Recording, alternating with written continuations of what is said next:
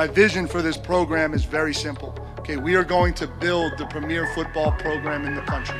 Okay, we are not going to talk about it anymore. We are going to be about it.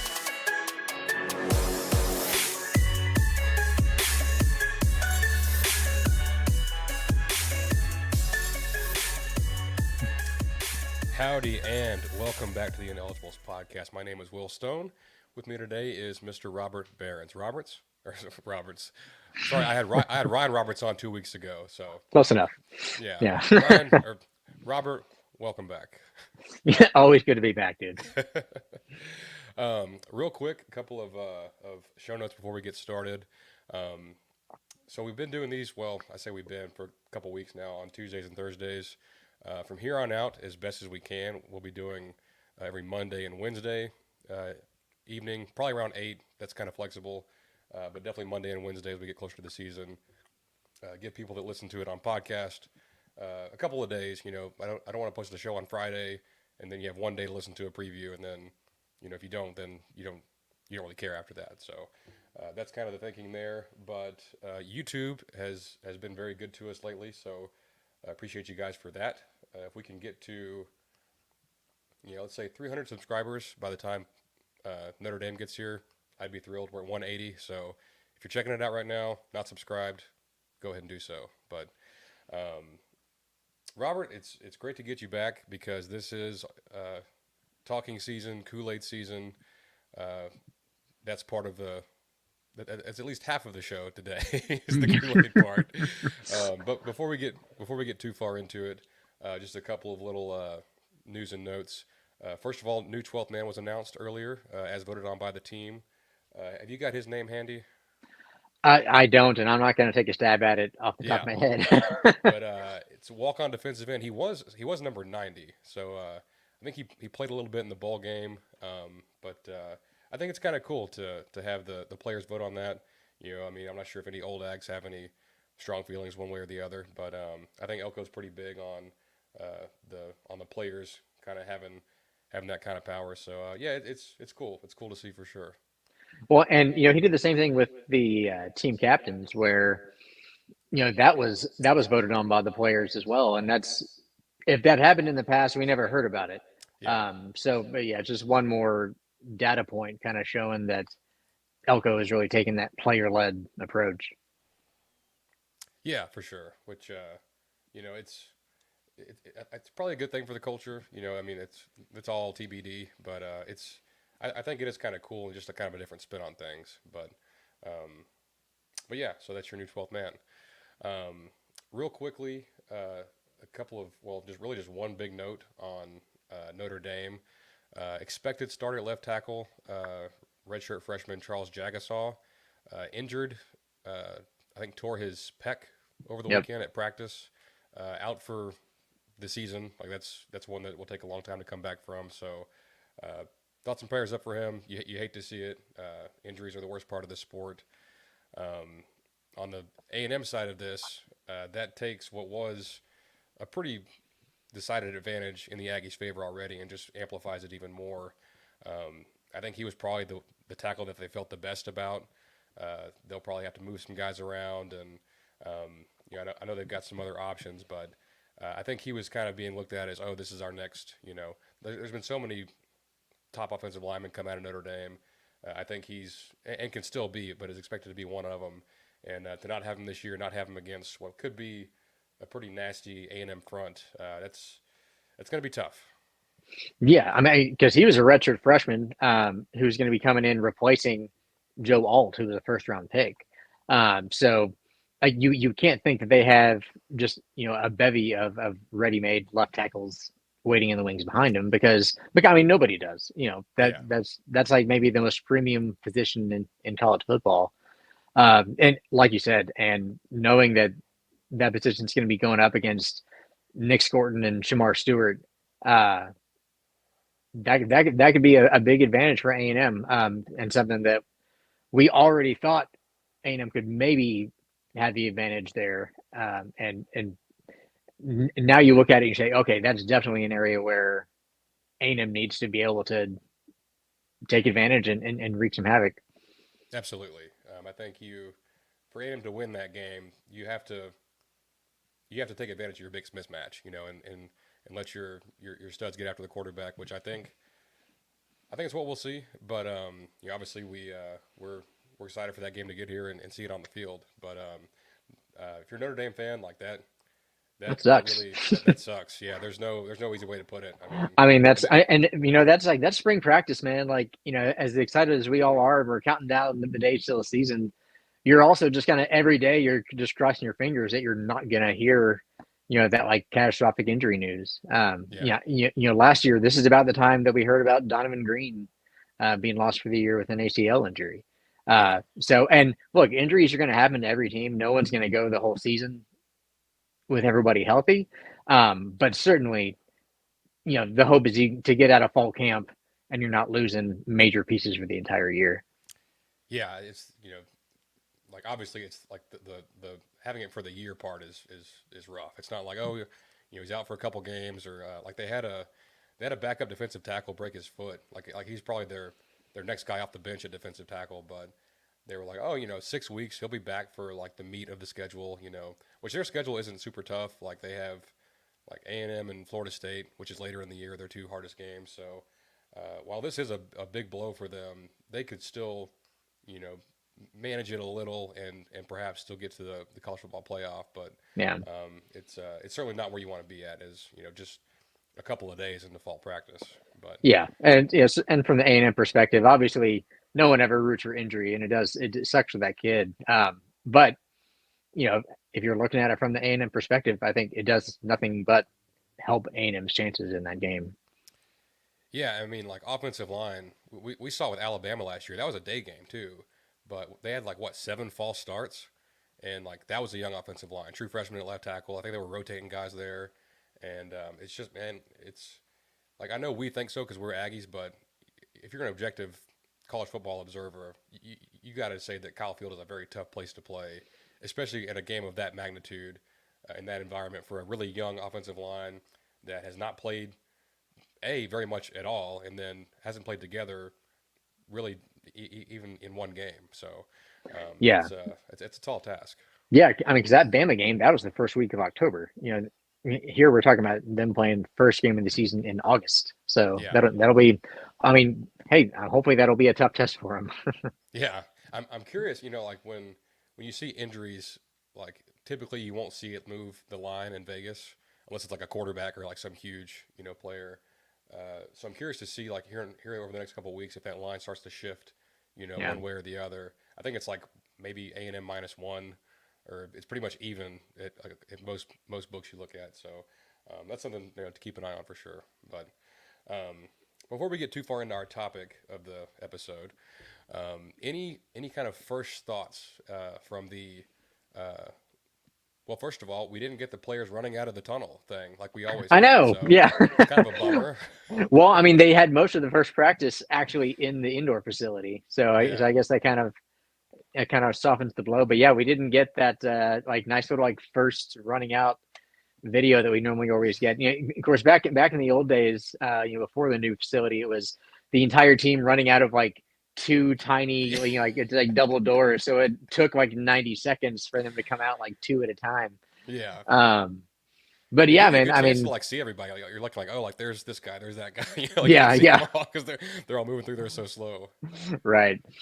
But I mean, and we're kind of at that point now where you're always super duper pumped for that first practice, and like in the first like video clips, you're like watching everything, and I feel like now we're entering the second week, and you start getting more into that segment of, well, I'm kind of acknowledging that they're not showing me anything in these clips. As much Yeah. as I want to try to break it down, like we're not seeing anything of significance. And as much as we all want to prognosticate, we're really not going to find anything out until August 31st, Yeah, for sure. which is a I think, bummer. yeah, absolutely.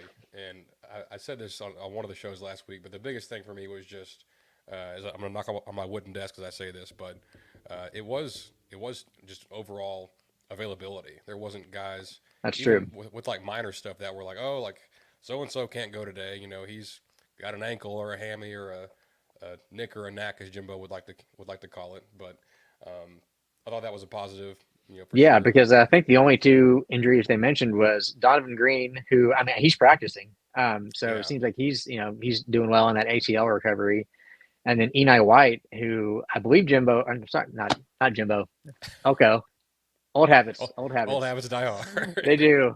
I believe Elko did say I think that he should still be back by the season opener. Is that right for Eni White? Yeah, I think he did. Yeah, he did say that. Yeah, Yeah. and then So I mean that's best case scenario for yeah, sure. and then on Jabri Barber, mentioned he was on an earlier timetable than what they Right. initially thought.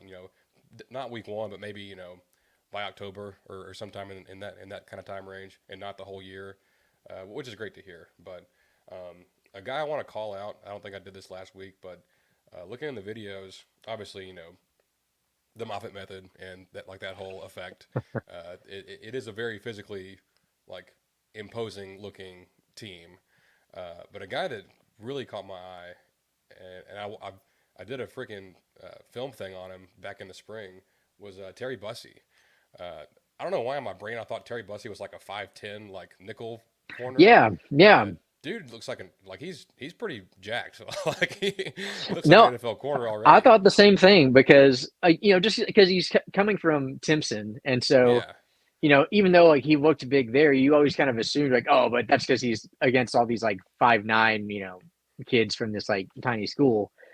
I thought the same thing. Like when I saw the practice footage of him, I was like, dude, this guy's like he can play. Like he's like you know it's not going to take him like a year to add on mass or anything. It looks like he could step out there right now. yeah, for sure. And I know there was thoughts about like would he be offense, defense. It seems like he's pretty much exclusive to defense at the moment. With I think he could factor into the return kind of rotation, which I feel like no one's really talking about who's going to fill those shoes with Anias gone, obviously A-Chain 2 years gone, and you got Ruben Owens, Cyrus Allen, Terry Bussey, a couple of those guys. So Yeah, I think that's I certainly think interesting to watch. I think last year Moose returned some punts as well, didn't he? Yeah, I think you're right. Yeah, Yeah, which we could do this all day, but I thought he looked pretty good too, as far as getting in better shape and things like that. But our topic for today, you hit me up yesterday with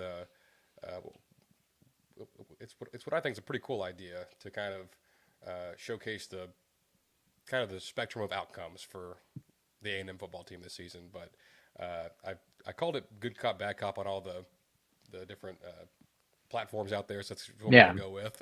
But I guess explain to our listeners like what the idea behind this exercise is.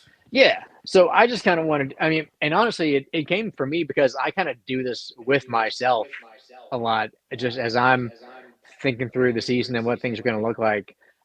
So we just wanted to go through, look at the A&M season, look at the schedule, look at some of the important position battles, and basically, Will and I take the opposing sides in that debate of, so Will's going to take the side of, like everything's going to be great. Here's everything that's going to go right, and here's what's going to happen, and here's how it'll benefit the team. And then I'm I'm going to pumping some take, sunshine today. yeah, absolutely.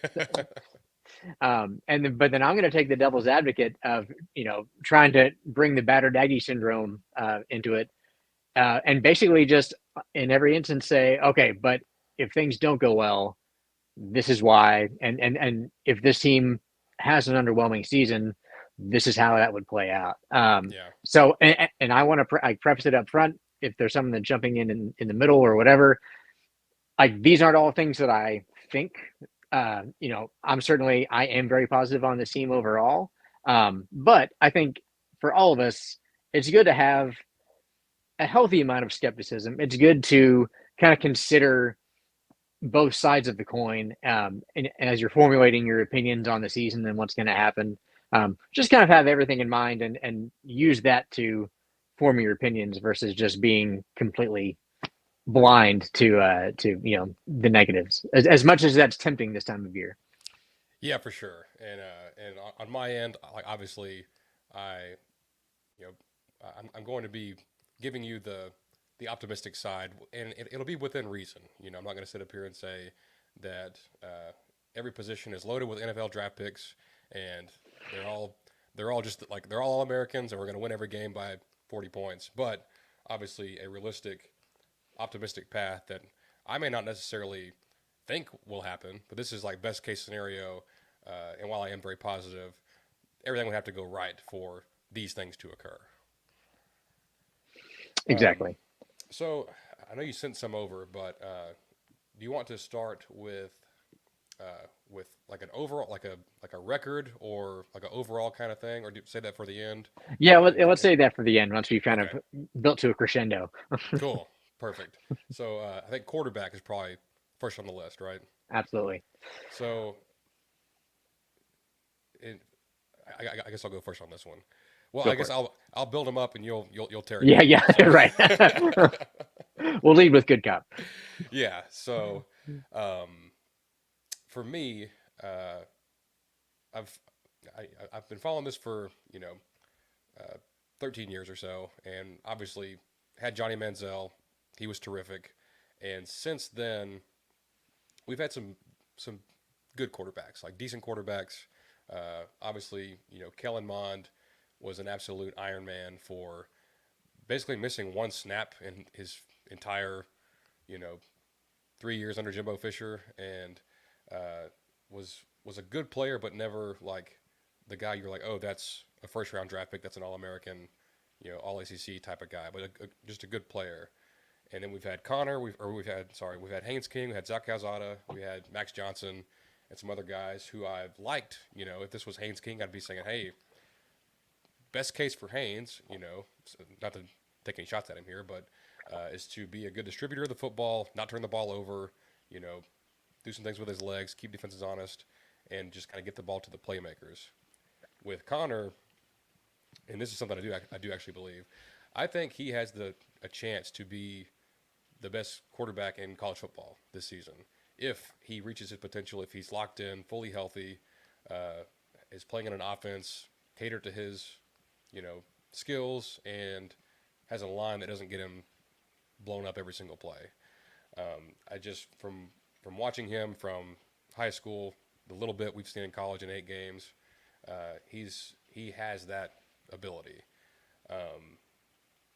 So I think your best case scenario is he ends up, in the Heisman conversation and is a first round draft pick next season, which would stink. Like obviously if he plays that well, you want to keep him, but most of the time if a quarterback is going to go that high, they're not going to return. But in my opinion, you look at any game on the schedule and you can make the case that A&M has the advantage at quarterback. So that by itself gives me a ton of confidence in what this team could do. But for my optimism, my good cop on the quarterback, Connor could be really freaking good and just go out there and set the world on fire. Yeah, I would say the last part really tells you everything. Is that you said you're saying could be, Yeah. and I feel like so much of it is it's all just being based on potential. Which, and I won't lie, like Wegman has potential, but did you know the only Power Five team he has beaten is that LSU game 2 seasons ago? Every other win he's had it's been UMass, it's been Monroe, New Mexico, and a lot of those stats he has were piled up in those games too. So as high as ceiling as he does have, because he's a 5-star quarterback, that's why you bring those guys in. It's all still very much I think speculative because we've seen small snippets of it, but we just haven't seen a good enough chunk with him to really just bank on like, okay, like this is what we're gonna get from this guy. And especially you look at the Colin Klein offense, and that's not one where Will Howard did not put up monster numbers. That offense did some good things, but you weren't seeing just like QB dominance, I think, out of that offense. So I think there's a lot of reasons to be skeptical there. And just is Wegman fully healthy again? I know they're saying he is, Yeah. but you just never know until guys are out in games what that's going to look like, if they're really going to look like their old selves again. And the biggest part of that, and I'll just use this to segue into my next argument, is if he can stay healthy. And by stay healthy, I mean not have an offensive line that gets him murdered, because that's been the calling card of this A&M team the past 3 seasons, is quarterback suffering season-ending injuries because they're just constantly under pressure. I think you've mentioned it before, where this team has had like the offensive line had one of the highest pressure rates in the country, um, and that's going to be the thing. Even if Wegman lives up to his potential, is that if this offensive line doesn't see significant improvement, it's not going to matter. And I know that you're bringing back a lot of experience. You're bringing in a new offensive line coach, um, and while that can give people optimism because it's change, and you can say, okay, like the things that we did before, they're going to be fixed now. But a lot of new is not necessarily good on an offensive line. Offensive lines, for the most part, are built on continuity and experience. So having multiple new starters, having a coach bringing in a new system, could just as easily blow up in our face, and have yet another year where the offensive line is a liability, and it hinders this team's ceiling the entire season. Yeah, and I think I think I said on last week's podcast was in the last 2 seasons in the Power Five, uh, as far as the pressure rate allowed goes, A&M has two of the bottom five offensive lines in that category over the last 2 seasons. Good news, pie in the sky. Steve Adazio no longer works here. He is gone. He can no longer hurt you, A&M fans. So I think, even when we had Josh Henson, in 2021, after bringing just one starter back and a rough start to that season, things kind of evened out down the stretch, and that O line got better. When he left, the guys that played well that season, they all regressed the next 2 years. I think a guy like Bryce Foster, a guy like Reuben Fothery, who did some nice things down the stretch in 21, just never got back to that level for whatever reason. I think Foster had his own kind of issues. Fothery hurt last year, didn't really get to see him. But to paint a good picture around all this, I think at left tackle you return a guy that had an interesting season last year. He had moments where he was brilliant, and played against a future first round pick in Landon Jackson at Arkansas and stifled him the entire game. And then had a game against Bama where he wasn't as good, but that was coming off of like the jump from his first year as a starter to his second. Getting healthy and all that put together was a big jump. Well, now this offseason it's his first true offseason in the college program, like at all, because he came in with the ACL injury, was beat to heck after his redshirt freshman season. So I don't know if it's the jump from, if it's the same amount from bad to good, from good to great this season, but I think you do see improvement out of Trey Zune. And then when you look at the rest of the offensive line last year, I don't have the numbers in front of me, but I could tell you that the two guys that allowed the most pressure were Chase Basantis at right tackle and then Layden Robinson at right guard. Well, you have Basantis, but you have him in a more natural spot at left guard. Playing next to a guy that's going into his 30 years as a starter in Trey Zune, I'm very much high on Chase Basantis. I think his strength, his skill set is very suited for that position, and wouldn't shock me at all if he's ends up as like the best O lineman on the team by the end of the year. At center, I'm a little more uncertain, but I think you have three guys there in Cam Dewberry, Coley Faiu, and Mark Naboo, all of who have started at some point or another. Not all at center, but that's three kind of like third or fourth year players that have played a good amount of football that are all vying for that job. There should be a guy in that group that is an upgrade over what we've had the past couple of years. Um, right guard, I love Layden. I really do. He's struggled with his footwork sometimes and his quickness and getting back. Like on the play Connor got injured, he's trying to sort out a twist and goes really hard over to the right and leaves this enormous gap for defender to just come in and unfortunately put a big hit on our quarterback. Um, I like me some Armaj Reed Adams. He's an older guy. He's played a lot of football. He's played a lot of different spots. I think he's got some flexibility. I think he just has a he's got some quicker feet, I think, than Layden does, while having still some of that requisite size and strength that Robinson was known for. So, and this is mostly strictly from a pass protection standpoint. So, I think this could be a good run blocking unit between Zoom Basantis and Reed Adams. And to be quite frank, I'm very bullish on Reuben Fatheree at right tackle. He had the injury last season. Didn't really know. I think it was a knee thing, but like kept him out all season. In the spring game, caveat, it is just a spring game. Looked much more like his 2021 self than his 2022 and 23 self. So if those things happen and those guys, and there's other guys that could start, Demetrius Crownover, TJ Shanahan, a couple different guys that could possibly be in the mix. But I think that ends up being your starting five. And on the high end of reality, I think you could go from a pressure rate allowed in the 40s, which is among the worst in the country, to like 28, 30, like a good one. Not a great one. Not, I don't think this is going to be a Joe Moore offensive line, but I think it could be a very good offensive line that surprises a lot of folks. Hey man, that's what we've been praying for. Like we've been saying for a couple of years now. It's like just give me an average offensive line, Yeah, and sure. we could do some great things. I need to pull your message up. What's our next topic?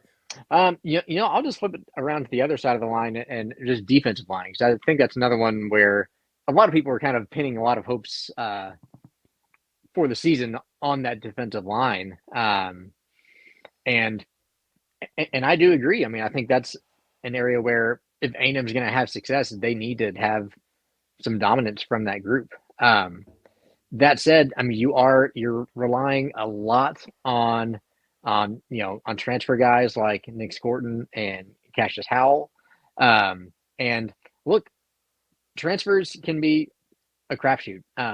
We've heard some great things about those guys, but I feel like with the transfer portal, you just never know what guys really are until you see them on the field.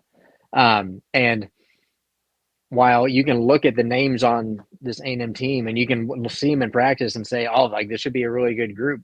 We're only 2 years removed from A&M having one of the worst run defenses in the country, despite having, a roster that was just loaded with blue chip talent. And yes, like you do bring back Mike Elko, but you also have Jay Bateman, who at least from the A&M perspective is pretty unproven. And so I would say for this group, it's a lot less. There's not a lot like negative I can say, because A&M has recruited very well at the position. I think they've supplemented through the portal very well at the position, and it should be a strength for them.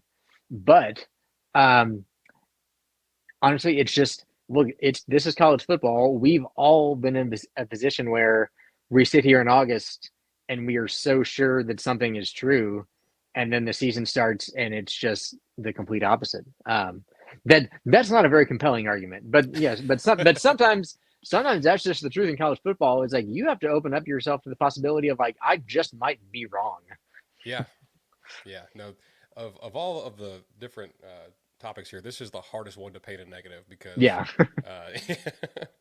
Because a guy like Nick Scorton, I'll give the high end on this. I think Nick Scorton is a first round draft pick after this season. I think he has a double digit sack season for the Aggies this year, and I think he will end up being the best pass rusher we've had here since Myles Garrett. I think this duo of him and Shamar Stewart is the best duo we've had, is probably a better duo than Garrett and Deshaun Hall. Because I think Shamar Stewart is a better, I think he will be a better player this season than Deshaun Hall was. No disrespect, Hall was great. I think Shamar Stewart could push his way into some high NFL draft conversation with a big year. You look at the two deep on the defensive line, and you have six, like on the low end, six NFL guys in the two deep. I think Scorton, Shamar Stewart, David Hicks, Shamar Turner, Albert Regis, and Gabe Brown-Odende, provided he's healthy, which he seems to be. All those guys are no doubt NFL draft picks. Like, they are freaking studs. And I think on the high end, this unit could contend to be, a top 3 defensive line in the country. Ohio State's got dudes. Like, Georgia's got dudes. Obviously, Michigan, the guys they did bring back from last year's team are all on the defensive line and some in the secondary. But this group I think is going to be right there with them as the season goes on. And not just those guys. Like, you have a guy like Cassius Howell, who led the MAC in sacks last year. He looked a little more explosive and had a better arsenal of pass rush moves in the spring game. A guy like Rylan Kennedy, who we haven't really seen very much of, but has the profile of super athletic, very explosive guy off the edge. And we'll see what Malik Silla does, but there's like 10 guys I just named, like there's just so many guys there. There's Rodis Johnson, there's Big Samu, on a defensive tackle. So there's just so much there that I think what we've been lacking truly, even under Elko, we had good defensive lines, but not the true pass rush. His last season, I thought Clemens had some really nice moments. Always loved what Tyree Johnson could do, rushing the passer, but now I think he's got more of those type of guys that can really, get pressure off the edge, as well as the guys in the middle, that can muck things up. And I feel like I've given a lot of love to Stewart and Scorton. Shamar Turner was second team All SEC last year. Like, he's awesome, And, perhaps he's back in his, more natural position, playing what I assume is going to be like a 3 technique type of guy on the interior. So, if there's anything you want to get excited about on this team, it's got to be the defensive line.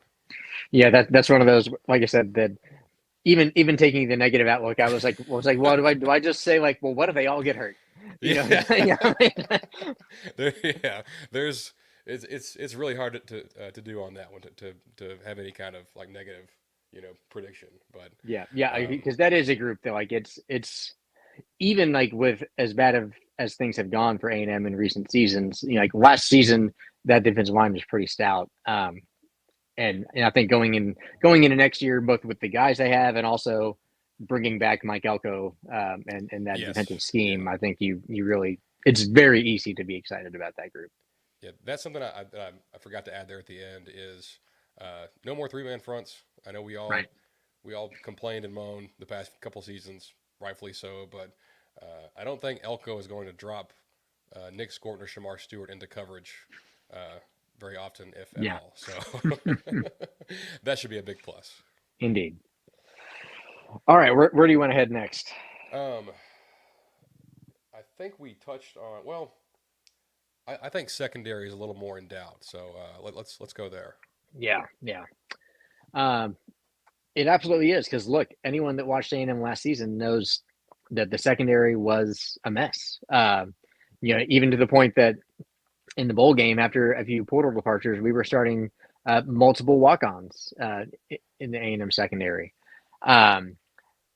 So there was a lot of work to do. And yes, A&M and Elko and his staff did a lot of stuff in the portal. I think they brought in what was like 8 players in the secondary or something like that via the portal. And then you add in, bringing in 5-star Terry Bussey. But, like you bring back, Tyreek Chappelle is probably penciled in as a starter. He was here last year. Bryce Anderson maybe switching positions, but he played in that secondary last year. And we're all counting on these transfer portal guys to come in and be impact players that give us an upgrade. But if you fast forwarded 12 months ago, we'd all be talking about Josh DeBerry and Tony Grimes and what we thought that they were going to add to this A&M secondary. And those were two guys who were arguably like more high profile transfers than a lot of the guys we brought in. Now a lot of the guys we brought in, I think the more kind of football savvy folks, and especially I think, certainly the A&M staff would tell you that they're a lot higher on those guys and what they can do. But man, like the transfer portal is just such a crapshoot because it's like as much as for every guy that you can name that came in and say, oh well, he transferred here and he really made an impact and he was really important to the team. You can name two or three that say, well, they either like when they played they weren't ready for it or they just didn't play at all. And so it is like you just have to decide like how much of it was scheme, how much of it was talent, and from the talent perspective, is A&M going to be that much better, to rectify that because they had a long way to go. Yeah, it's like it's hard to describe how dire the situation was in A&M secondary by the end of last season. So it could very easily just continue to see remnants of that and and that's one of those that could be super frustrating because even if you have a great defensive line, that can be so easily nullified by a secondary who just can't cover people for more than 2 seconds. Yeah, I mean, and that was like far and away, at least especially on defense, the biggest weakness of the team last year was pass coverage, and exactly what you said is what we saw against Alabama, to where, yeah, we got after Jalen Milroe quite a bit, we got a lot of sacks out of that game, but when they decided to go max protect and actually block all of our guys for 3 or 4 seconds, it was a bomb over the top, Yeah.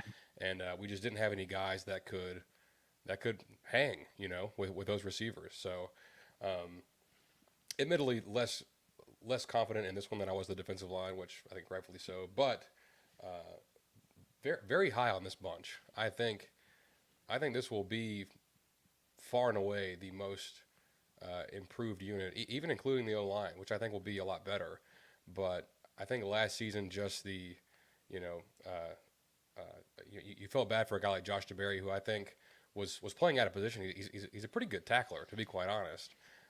But in one-on-one coverage on the outside, just didn't have the juice to keep up with some of the better receivers.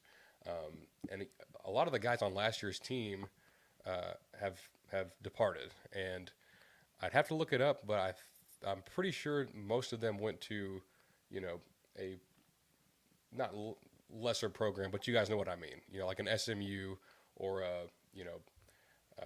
I saw where Sam McCall ended up the other day. It wasn't a big name team, I don't believe. So, I think Jacoby Matthews is stuck in the upside down somewhere. Yeah. He's one of those guys that went in and never came out of the portal, and Yeah. which is unfortunate to be. Oh, that be sucks. honest. Yeah. I thought he actually had some good moments last year, but for me, the optimism here is just the pure amount of depth of guys that have either played at a pretty high level, albeit at at different conferences than the SEC, like the Big 12, like the American. I don't know what Cal Poly is in, but that conference as well. Probably the Pac-12 at this point. Yeah. Yeah. So you have those older, experienced guys that have played a lot of ball and have played well as a bunch of or a handful of really, really talented young guys who, like a Terry Bussey, like a Des Ricks, former 5-star, and a Dalton Brooks, who, when we've seen him play, has played very well. And I think just the level, and I'll go as far as to say that this could end up being the best secondary that I've even ever seen at A&M, to be honest. I think that's been our biggest you know, there for a while, like there was a couple of Cowboys teams that had good secondaries, but my biggest complaint as a sports fan for a long time was no team I root for can cover the pass at all. They're just all getting burned, and I think this group has some real juice. Um, and honestly, I don't know who comes out of this thing as a starter. Like Tyreek Chappelle is, I think, could be a starter. Has started here for a long time, but um, I like guys like Will Lee, who showed some good things against Texas last season. You know, you watch him against Mizzou, and he's breaking up balls against Theo Weiss, another team on our schedule. I like the speed of a guy like Donovan Saunders. 6'3", super fast. The tenacity of a guy like B.J. Mays. Who I think, if I'm not mistaken, is of the corners that are currently on this team, was the highest graded one on PFF a season ago. Even he was at UAB, but showed well, against that in that league and against those opponents. But so at corner, we talked about Bussey, Des Ricks. I like the guys that we have there. Heck, even from the bowl game to the spring game, the improvement of a guy like Bravion Rogers was very apparent. Javon Thomas as well, two true freshmen a year ago who are year older, year wiser, and fighting to get in the mix as well. But at safety, I think moving Bryce Anderson to his natural position, a free safety, being the quarterback of that defense. Elko is a safety guy, he takes a lot of pride in that position. So I've always been a big fan of Bryce Anderson, and could have been a great nickel. I think he will be a great safety. And I like me some Trey Jones. He's a guy we didn't see in the spring. He's a guy we saw in the practice videos. I was like, who's number 9? Is that another one of our ends? No, it's Trey Jones. That's our strong safety.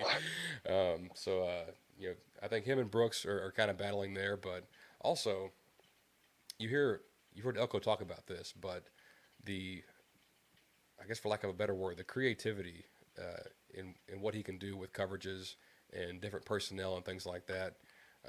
I think he's been wanting that, the whole time he was at A&M, and recruiting got better and better, but it never really got to the point where it was this deep. And I'm not saying that we're going to go out there and just shut every team down, that tries to throw the ball against us, but from where it was last year to now, I mean, I think it's a drastic improvement.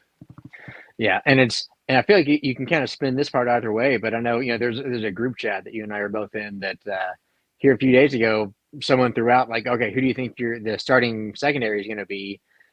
And I swear there was 10 responses and they were all different. They were. Like there was no two that were alike. And it's like you said, that kind of, I think that does speak to the depth, like the number of options that are now at the coach's disposal. But it's like, but you can easily sit there and say like, that's a little concerning though, that we just like, it's that amorphous, at this point. And granted, it might not be all that amorphous to the coaching staff. Yeah. That's just to us, like on the outside, that we're all kind of guessing. And there's a lot of these transfers that we didn't see in the spring. They may be looking at it, and they may have a really good idea of who's going to be out there. Yeah. I didn't even mention Jaden Hill, who I think is your likely starter at nickel. I think maybe him, or I think they've talked about moving Tyreek Chappelle there. So that's something to watch. But there's just so many. Like I can't remember us having this many names that even if we haven't seen them in an A&M jersey, there's for me there's too many guys there that either have proven it or have a ton of talent, and I got to imagine that there's going to be at least 5 of them that can play and play at a high level. That'll definitely be the position the most, like on August 31st when they trot out there, that I'll be sitting there like with the roster pulled up, trying to looking at like numbers and figuring out who's who. Yeah, 'cause like you said, there's 8, like 8 or 9 new guys, including the true freshmen. So I know I struggle trying to watch the practice guy or the practice film that we do get and try to think, okay, who's number 20, who's number 24, like like all those different guys on the back end. But yeah, that's absolutely right. Well, do you have any other like specific positions or other areas you want to go over, or do you want to go move on to schedule? I think I did want to circle back on Colin Klein and kind of that marriage Yeah, yeah, with yeah. Connor Wigman. Um, and I brought this up a little bit with Ryan Roberts, who was on a couple weeks back, but this feels weird to say because Will Howard transferred to and is the likely starter at Ohio State, who was the I think number 2 in the coaches poll today. Probably number 2 in the odds as well for the championship, but I think Connor Wigman is a miles better quarterback than Will Howard, and I think a big theme, of this of every A&M fan and just the whole kind of vibe around this situation is look at how bad it was, and with the talent that we had and the coaches that we had, and look at the coaches that we brought in and what they did at their respective schools. Duke is in the 60s in composite talent. And Mike Elko, won 9 and 7 games there. After they won 3 in the 2 years before he got there, or 5 in the 2 years before he got there. Colin Klein had the number 1 offense in terms of points per scoring opportunity last season at Kansas State. Admittedly in a lesser conference, but with way less talent than what he has to work with here. With a quarterback who is, I think, an elite passer. With some intriguing options at receiver. I know we haven't touched on that a whole lot, but I think there's certainly some ability in that group, and yeah, I like these running backs too. So I think just overall with the coaching staff and the guys that have been able to do more with less. Now let's see if they can do more with more. Yeah, I will say like so. I'm kind of a football idiot when it comes to the X's and O's part. So I'm not going to sit here and try to like critique Colin Klein's scheme or anything like that because I just don't know enough about it. Um, the only thing I'll say, what if he's Jake Spavital 2.0? Because Spavital was supposed to be like this like hot up and coming coordinator with like the fancy offense, and that was just a very very mid experience. Yeah. In maroon and white. Yeah. How does that guy keep getting jobs? Like, I know. I'm pretty sure he's someone's OC. I think is it. It's not USC. Is it? I think he's at Baylor. I think I think that's what it is. Yeah. He's Baylor's OC. So yeah, man, he just what's crazy. He was 27 when he was here, so he's still not even that old. But he's right. He's yeah, the oldest 39-year-old coordinator in college football. Yeah, for sure. Yeah, he hasn't done the Cliff Kingsbury thing where he keeps feeling upward, but he just kind of fails like it's going like this and it's just kind of ever so slowly downward. Yeah.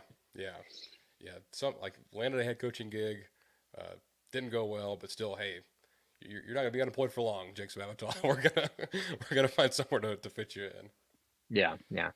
I mean, that said, I will kind of break character for a sec. I mean, I do, like, in a strange way, with Elko being a defensive guy, in some ways, I almost trust him more of like who to hire as an OC because he's not hiring an OC being like, okay, but we're still going to run my system or I'm still going to have like oversight. He's saying like, I've studied these guys. I've looked at like, who like from a defensive side, I think is, causes the most issues.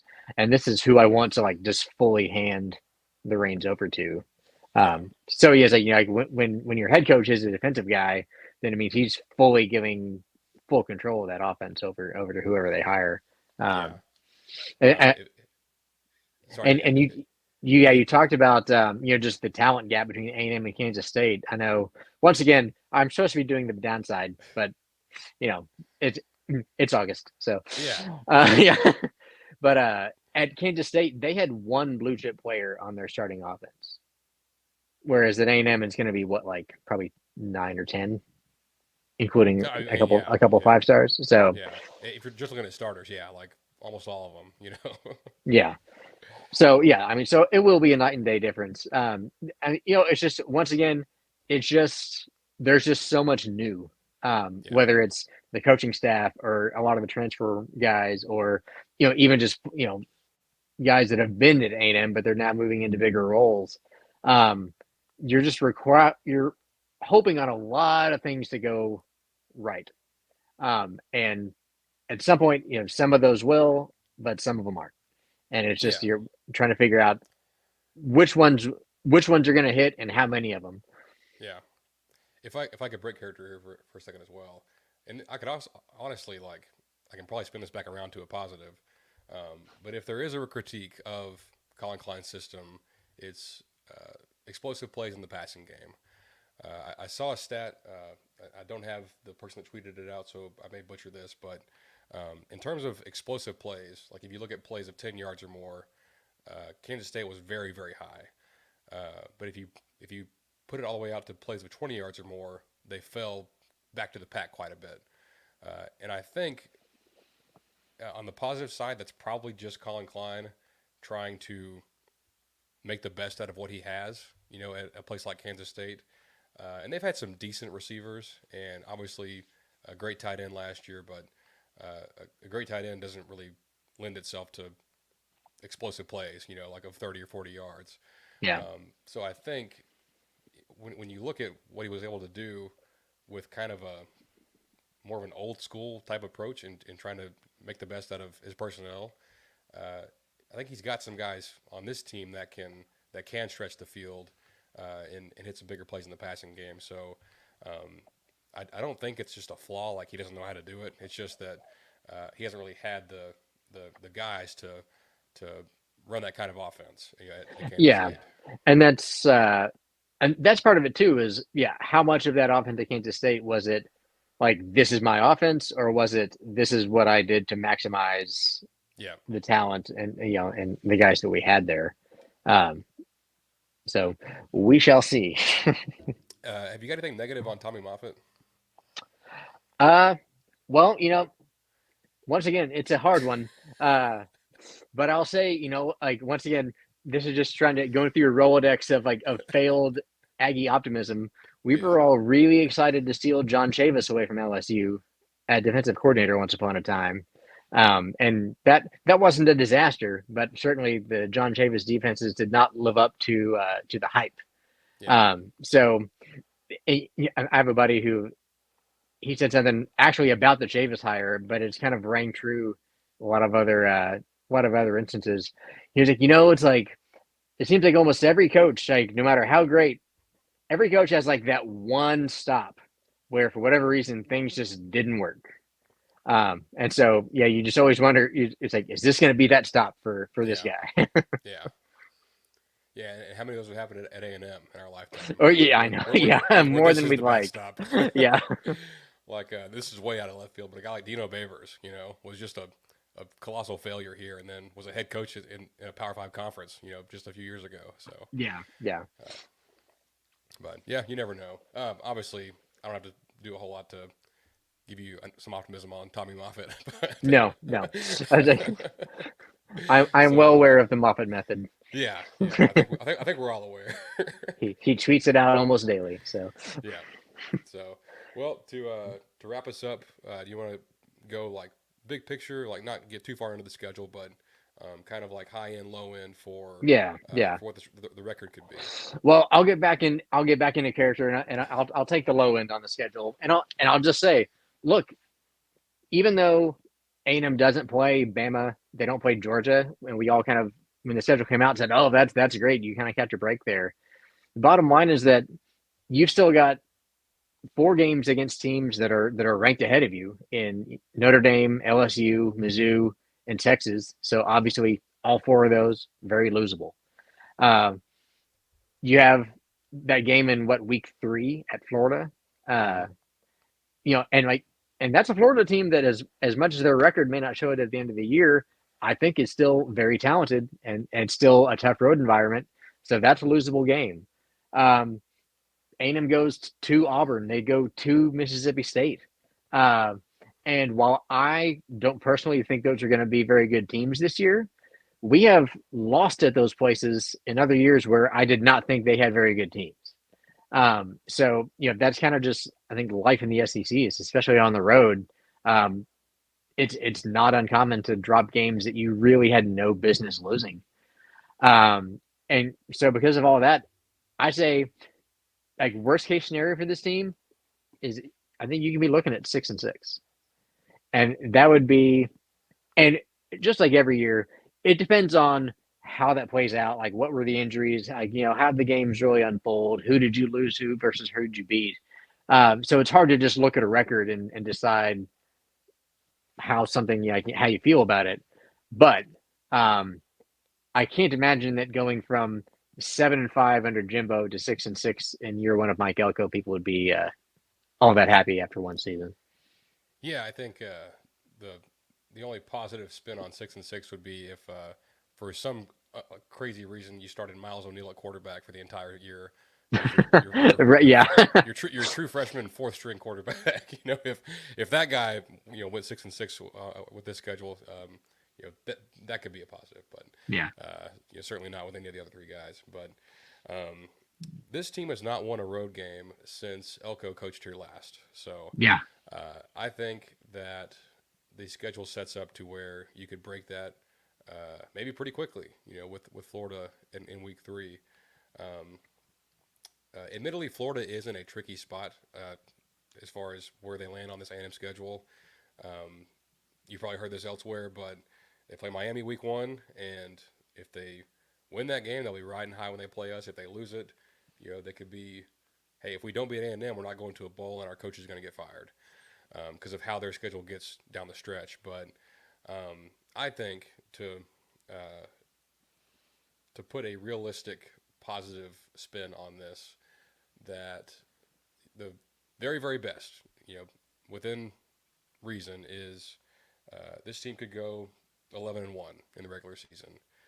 I would say 12-0, but that takes a lot of luck, and it's very, very hard to go undefeated, even when you're a team like Georgia or Ohio State. So, but this schedule does set up very favorably, and honestly, and so I'm trying to write some articles here over the next few weeks. I've got one out about Notre Dame as a kind of an opponent preview, but a big theme of these articles is the advantage that A&M has, not just at quarterback, but also at head coach.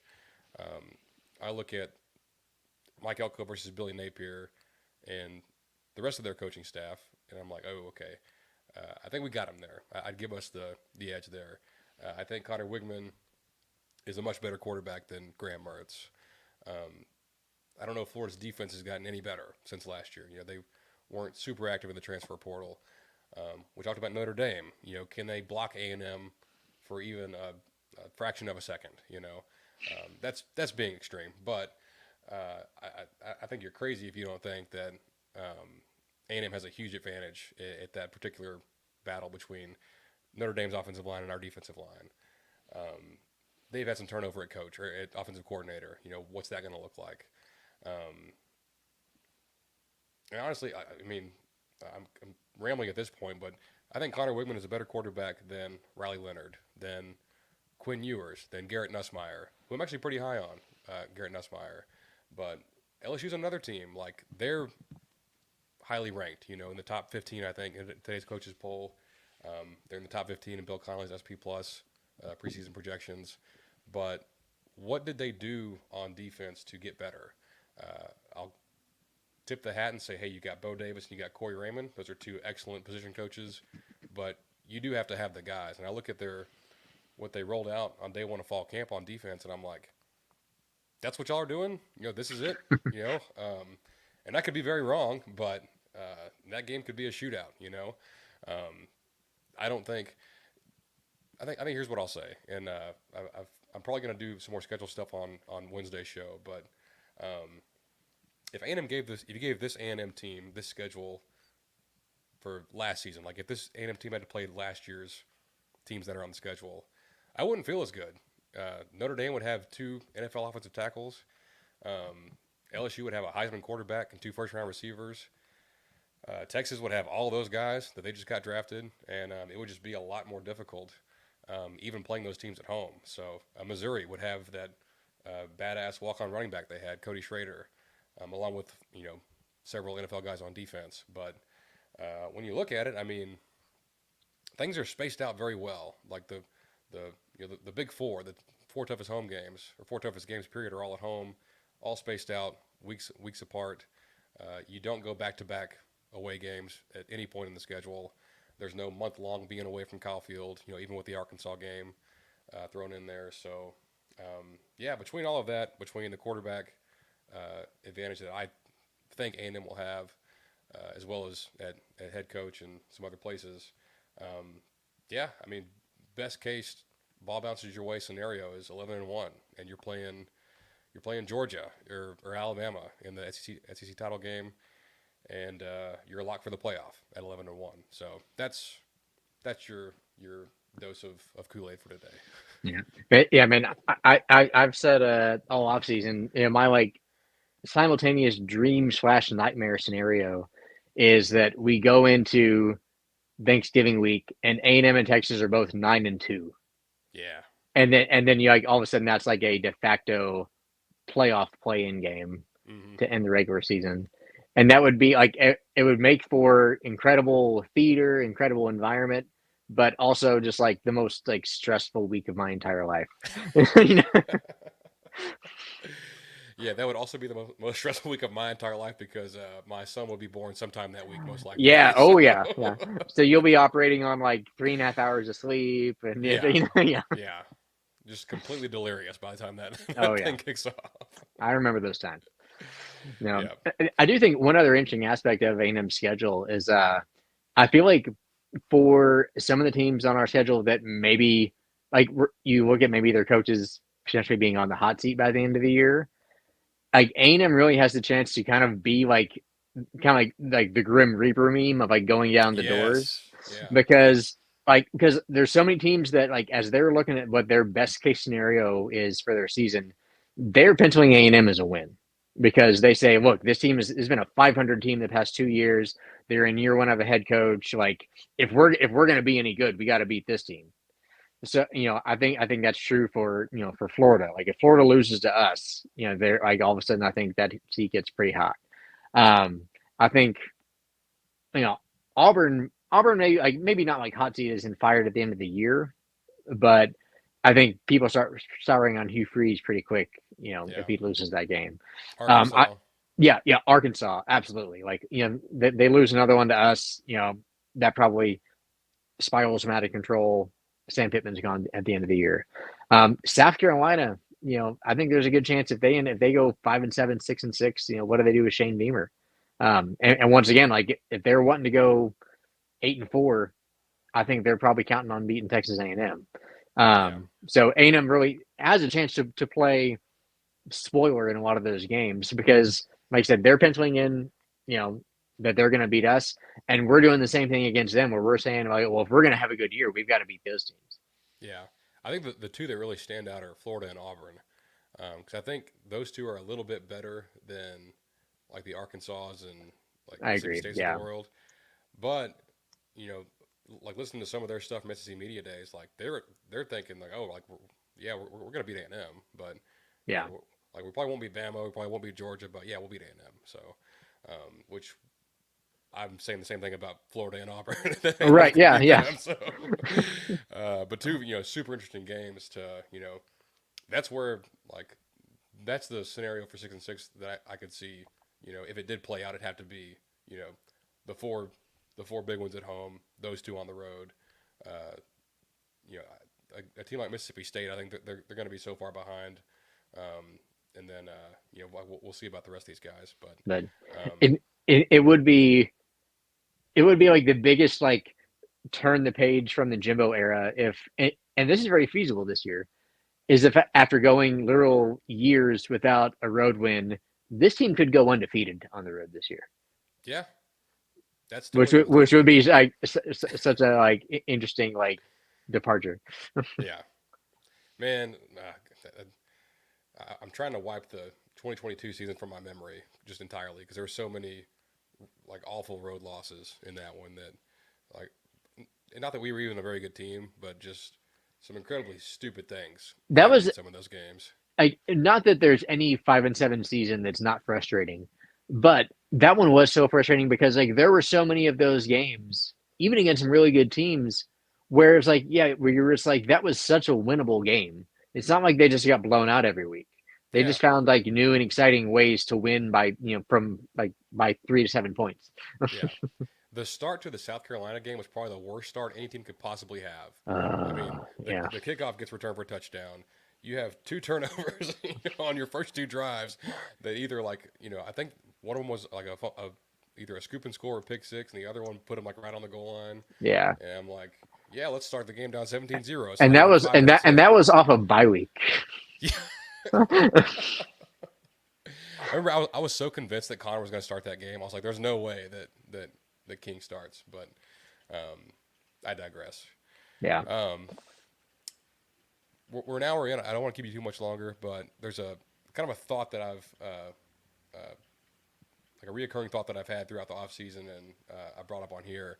But for this, and not that this team has to go and do this year, but if this team were to win 9 or 10 games, I just feel that would do so much to shift the perception nationally on Oh this yeah. team, on this program, because it's been the Texas 8-4, the last 2 years have been completely awful for the amount of talent that we have on the team. So I think you don't have to go and win the championship this year. Like if we do, Yeah. hell yeah, we're gonna have a freaking party. But for to just kind of to change the narrative, and like that helps you so much in recruiting and like the future of this program for this coaching staff. But do you feel like just at a national level, A&M goes out, wins 9 games, maybe 10 with a bowl, like that makes a huge difference in your perception, right? Oh, absolutely. Um, because and everyone wants to focus on getting to 10 wins, which I get it because that's like it's a nice round number. It's that's generally kind of the benchmark of like that's like the elite teams that are winning 10 Yeah. plus games every year. But for me personally, I did you know we haven't won 9 regular season games since 2012.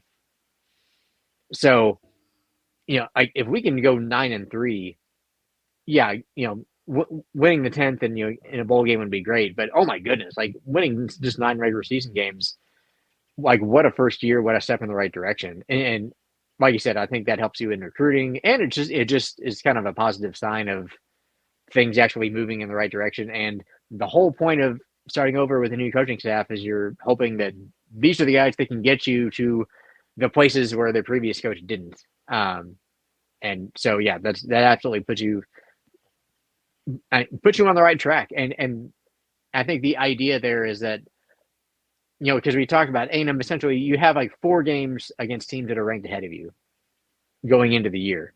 So at least if you want to break it down into basic terms, that means you beat everybody you're supposed to, and then you beat one of the teams that was ranked ahead of you. Yeah. That's a pretty darn good year. Yeah, for sure. I mean, uh, But obviously, let's make sure that one team is Texas. Just yeah, I mean that would make just us for all a lot kicks. happier. Yeah. Yeah, yeah, I mean, like obviously, we all want this team, and we know that the resources and all that stuff is there for for this program to be a championship contending football team. But let's just start out by becoming Penn State, first. Like they go 10 and yeah, 2 every single year. They beat all the teams that they're better than. They lose to the ones that they're not as good as. And obviously we don't want that to be our end game, but and just do that first. Beat the Ole Misses. Heck, beat Missouri and Notre Dame even. And and my last homer point on this, and this is actually legitimately true. I do believe this. If we beat Notre Dame in week 1, I don't even know what team I would pick us to lose to be honest. And that's going to sound just completely insane. But I think to win that game, even though you have the advantage in the defensive line, you look at the rest of it and you're like, okay, like I think Texas is going to be really good, but I'm not sure about Missouri. I'm not sure about about LSU. And I'm not saying that we're going to do this, but if you made me pick a team that we would lose to after that first game, I don't even know who it would be. I think it would, yeah. and I can't even say Texas because home game, all the pent up aggression from Yeah. the last 30 years and all But I that mean, stuff. I mean, that is the appropriate response. That should be the reaction to a big week 1 win of any college Yeah, football yeah. season. It's like we're never losing again. Natty incoming. But I Oh, mean, and yeah, like, is it an overreaction? Probably. But I mean, that's like the fun of college football is kind of yeah. riding that roller coaster. Because if you just try to stay in the middle all the time, it's just going to be boring. Yeah. It's yeah. So like celebrate the wins and yeah, like let yourself dream. I think that's a good place to end this for today. But um, this was super fun. I love the idea. I think A&M fans got the full spectrum of what is of what could be. This season. Obviously, the truth is in the middle somewhere. Hopefully not 6-6. Yeah, that would make it very hard to get on here every week Yeah. and and try to convince you guys that I'm not an idiot after all Right. the stuff I just said. But yeah, no, this was great. We'll try to get you back on. Yeah, Maybe man, for sure. maybe game week, maybe sometime before the season starts. Absolutely. But yeah, check out goodbullhunting.com. We've got so many position previews, opponent previews, all kinds of stuff from Robert, myself, Jay Arnold. Is String still doing stuff? Is he Um. dip his toe back in? Oh yeah, yeah. Oh, and every year he says he's going to take a step back, but then every year football season comes along and he's like, "Nah, I'm good. I'll be there." So Oh, we love to hear it. But yeah, check that out. Subscribe on YouTube, Apple Podcasts, Spotify, all that good stuff. You can follow him at RCBO5. You can follow me at WillStoneCFB. Robert, thanks so much. We'll catch you next time. sounds good, man. Gig 'em.